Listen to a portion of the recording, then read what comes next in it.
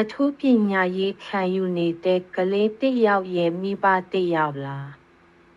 ကျွန်တော်တို့သင်စီကကြားကျင်ပါတယ်တိစေအကျိုးကိရှိစစ်တမ်းဟာတင့်ကြောင့်စနစ်ကတင့်အားတင့်ဦးချင်းပညာရေးအစီအစဉ်လုပ်ငန်းစဉ်နဲ့တင့်ကလေးရဲ့ပညာရေးမှာမြည်များကောင်းမွန်စွာပါဝင်စေတဲ့ဆိုတာကိုပြောဖို့အခွင့်အရေးပါပဲ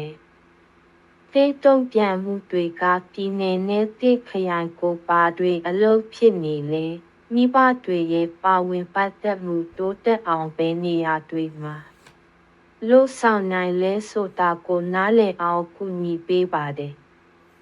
ဒီမနစ်စာစစ်တမ်းတိုလေးကိုအမည်မဖော်ပဲတစ်စင်ဇန်နဝါရီလ1ရက်နေ့ကနေဇွန်လ30ရက်နေ့အထိဖွင့်လှစ်ထားပါတယ်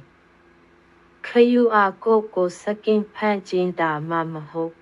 ကွန်ပျူတာဒါမှမဟုတ်စမတ်ဖုန်းအသုံးမပြုနိုင်ရင်တိတ်ခရိုင်ကနေဆက်ကူမိတူတိတ်ဆောင်တောင်းဆိုခြင်းဖြစ်ဆွဲနိုင်ပါတယ်